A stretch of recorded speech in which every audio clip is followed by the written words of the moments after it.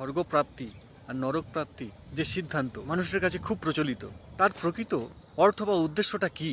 স্বর্গ আর নরক প্রকৃতপক্ষে কি, তা আগের একটি ভিডিওতে আমি আলোচনা করেছি, ওই ভিডিওটি আপনারা দেখে নিন। তো লৌকিক ধর্মে স্বর্গ আর নরক কি, ওই যে তথাকথিত গুরুরা বলে থাকেন, ওরা ঠিক করে রেখেছেন যে কোন কর্মগুলো খারাপ আর কোনগুলো ভালো। হ্যাঁ, এই কর্ম এগুলো করলে ভালো, এদিকে তাকাবেন না, ওদিকে যাবেন না, এই সমস্ত কর্ম করবেন না। এসব সাধু বাবারা খুব ভালো করে জানেন। ওনারা সব বলে রেখেছে, হ্যাঁ তুমি এমন কর্ম করেছো, তোমার তো নরক বাস হবে। আর কোনো ব্যক্তি ভালো কাজ করেছে, সৎ কর্ম তো বলবো না, সৎ কর্ম বিষয়ে পরে আলোচনা করবো, মানে আমাদের যে কর্মগুলোকে করলে আমরা বলি ভালো কর্ম, সেগুলো আদৌ ভালো কিনা তা তো আত্মজ্ঞান ছাড়া বোঝা অসম্ভব। তো যাই হোক, বাবারা বলেন, বৎস তুমি এমন কর্ম করো, তুমি স্বর্গ লাভ করবে, আর না হলে তুমি নরকে পচবে। ভালো কাজ করো, স্বর্গ লাভ করবে, আর খারাপ কাজ করো, নরক যন্ত্রণাতে ভুগবে, নরকে যাবে তুমি। আর নরকে কত না প্রকারের শাস্তি হয়।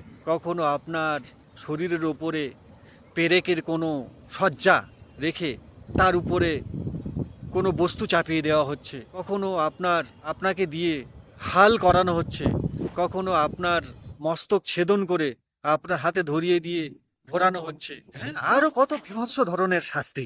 আর যারা ভালো কর্ম করেছে তারা স্বর্গে চলে গেছে। স্বর্গে কি কি আছে? বয়সের সীমা নেই, কেউ বুড়ো হয় না, নেই দুঃখ নেই, অমৃত রয়েছে, অমৃত পান করুন, দুগ্ধ সাগর প্রবাহিত হচ্ছে, মান সরোবর রয়েছে, আর সেখানে কোনো হিংসা নেই, এখানে কেবল সুখ আর সুখ।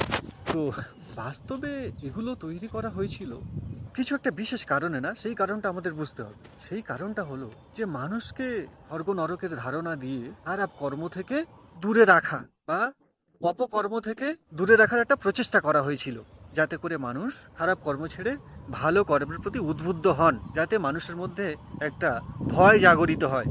জীবনে তো আমাদের কোনো আনন্দ বা খুশি নেই, জীবনে তো আমরা আনন্দ বা শান্তি পাইনি, আবার মরে গেলেও এমন কষ্ট পাবো।